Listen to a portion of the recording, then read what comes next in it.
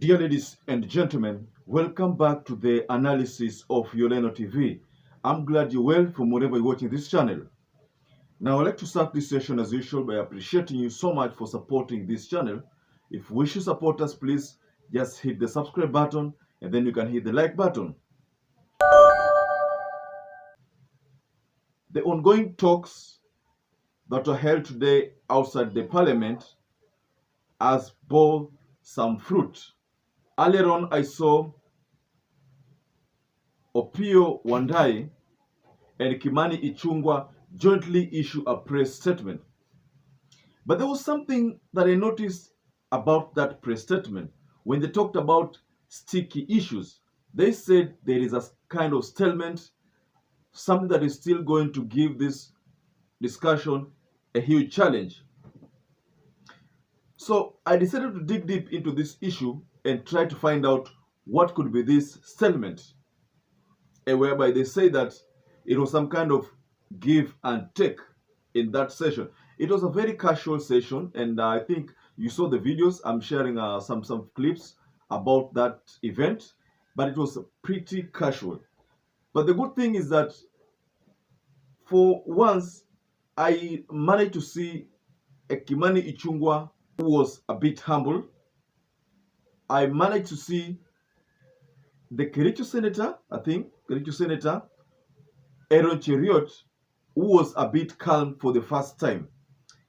They had some voice of reason for the first time. I think it is contrary to what we've been seeing in the media, where Aaron Cheriot anaongea vitu zake huko, Kimani Ichung'wah anaongea huko, anaongea left, right, and center as if they didn't go to school. So this time round, I saw a reformed kind of Aaron Cheriot, a reformed kind of Kimani Ichung'wah, who allowed the voice of reason to take over. So allow me to share with you a small clip of that press statement by the Joint Committee. Kindly stick by and watch this video. Gitonga Murugara as the leader of the negotiating team on the Kenya Kwanza side. So that is settled. We have got one sticking issue that needs to be resolved. In the course of our engagement this morning, we did raise the issue of the inclusion of the Honorable Aden Kainan. They have also raised an issue in the course of our discussions about our inclusion of the Honorable David Gibson, the Honorable Gibson's party leader, the Honorable Governor Longanyapu, has since entered in some arrangement with Kenya Kwanza, which of course we are not privy to, I must confess. So we have objected to their objection. Okay? They have equally objected to our objection.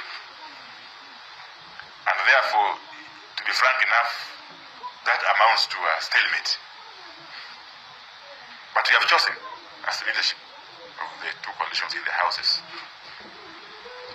that for us to resolve this matter and move forward and progress this engagement, we shall be referring these matters to the leadership of our respective coalitions. We also appreciate that the bipartisan committee is yet to be formally established, as would be in Parliament, and therefore they can begin what we term as the preliminary informal engagements to begin work on the terms of reference of what they ought to be doing. Given that this is our first meeting that you're having, it will be impossible to agree on everything. But at least we have made some good progress. There are things that we have agreed on. Then there are some that unfortunately we couldn't resolve, at least not at our level, which as you've been informed by my colleague leaders, we have resolved then to take it back to the leadership of the coalition. Yes, from that video, Opiyo Wandayi is saying that the people in Kenya Kwanza decided to introduce an issue which according to them was to counter the issue of Azimio's request that they wanted Aden Kenen to be removed from that committee, because Aden Kenen is still legally part of Azimio, because you understand that Jubilee is still part of Azimio. We don't talk much about that aspect, but we've talked about it in our previous analysis. So the bone of contention here was that Aden Kenen and David Gibson ought not to be in the two teams. You know, Aden Kenen is in the Kenya Kwanza team. David Gibson is in the Azimio team. So one of the milestones or one of the progress that was made in that meeting was that Gitonga Murungaru was appointed as the co-chair of that bipartisan committee, in that Gitonga Murungaru was going to represent Kenya Kwanza, whereas Otiende Amolo was supposed to represent the faction of the Azimio One Kenya Alliance. So the issue here is that Aden Kenen is an Azimio member, whereas the Kenya Kwanza people are also saying that David Gibson is a Kenya Kwanza member. So this is where it gets interesting. David Gibson belongs to the Longanyapuo's party, that's the Kenya Union Party, being elected as an MP on the Kenya Union Party, which is solidly behind Azimio One Kenya Alliance legally. But then there were some issues which arose from that meeting, that there is some kind of arrangement between Longanyapuo as the party leader of a Kenya Union Party with the Kenya Kwanza faction. So that is what they say that makes David Gibson a member of the Kenya Kwanza. So again, the issue here is very simple. How is David Gibson a member of the Kenya Kwanza, whereas Kenya Union's Party has not officially written to Azimio that wanataka kutoka? I mean, from what I heard Minority Leader Opiyo Wandayi say, looks like the Azimio were not aware about that arrangement. This arrangement lazima ilifanyika kule chini ya maji between the Kenya Union's Party and the Kenya Kwanza. They ought to have officially written to the Azimio people if they wanted to pull out from Azimio. But according to what Opiyo Wandayi say, looks like they had not officially made that communication. So perhaps that explains why David Gibson is a member of that committee by the Azimio Kenya Alliance.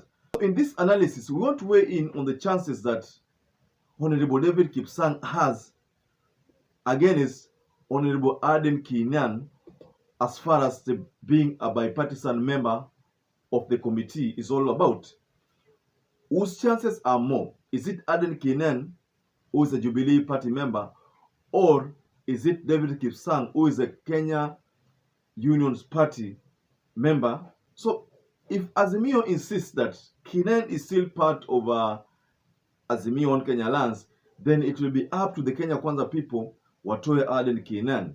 But on the other hand, the Kenya Kwanza insists that David Gibson is not an Azimio member. They will attempt to want him to be removed from that committee kwa sababu wanasema kwamba ni member wao. But the bone of contention here is Kenya Union Party did not formally write to Azimio that it wishes to pull out of the formation. So that makes it impossible for the Kenya Kwanza people to claim they want the MP to be removed from the committee, because the Kenya Union's Party did not formally write to the Azimio kama wanataka kutoka. So that means bado wako katika Azimio. So Jubilee wako Azimio, Kenya Union's Party wako Azimio. Azimio wako na upper hand in this issue because watasema kwamba Jubilee bado wako kwa Azimio, hawajaandika barua. Kenya Union's Party hawajaandika barua kwa Azimio kama wanataka kutoka. Maybe there's some kind of cooperation between Kenya Kwanza and the Kenya Union's Party ambao inawaambia maybe wanafanya ABCD, but the Kenya Union's Party is still legally in Azimio, kwa sababu wangekuwa shaandiki Azimio barua wanataka kutoka, wakaandikia the registrar kwamba wanataka kutoka, lakini it looks like from the words of Opiyo Wandayi inaonekana kwamba they are not even aware about that arrangement of Kenya Union's Party na Kenya Kwanza. So hiyo inamaanisha Kenya Kwanza hawana right ya kusema kwamba David Gibson atolewe, kwa sababu David Gibson he was voted in on a Kenya Unionist Party, na hajasema ndio kutoka hiyo chama, na kwa sababu hajasema ndio kutoka hiyo chama haijaandika kwa barua kwa Azimio kama ndio kutoka. So the Kenya Kwanza people hawana right ya kusema kwamba talk to any David Gibson because Longanyapu ameelewana na sisi juu ya mambo fulani. So Longanyapu aweza kuwa ameelewana na Kenya Kwanza, lakini hajaandika ile barua kusema kwamba anataka nitoke Azimio. So bado Kenya Unionist Party is part of Azimio. Bado Jubilee Party is part of Azimio. So the only people who have the right to tell the to tell hawa watu Kenya Kwanza kwamba watoe Aden Kinyan ni Azimio, kwa sababu Azimio wako na right ya kusema, kwa sababu Jubilee bado iko Azimio, Kenya Unionist Party bado iko Azimio. The party leader of Kenya Union of Jubilee hajasema ametoka Azimio. So bado inamaanisha kwamba Azimio kuna upper end. So Azimio have a right, and I think that is what they demand. They will still demand kwamba Kenyan atoke. They will not want these side shows ambazo zinatokea kwamba kuna barua zimeandikwa chini ya maji by Longanyapuo kwamba ABCD should be done. Longanyapuo is forgetting that he has to officially write a letter to Azimio kwamba anataka pull out from that formation. Because hajaandika inamaanisha bado yeye ni kama yule mtu anaitwa kwamba fisi. Fisi ana mguu mmoja huku, mguu mmoja huku. So anataka Azimio na anataka Kenya Kwanza. So Longanyapuo exhibit that kind of leadership. So ladies and gentlemen, kindly share your thoughts below the comment section. And once again, I'd like to urge you to stay safe and stay blessed until you catch up again in our next analysis.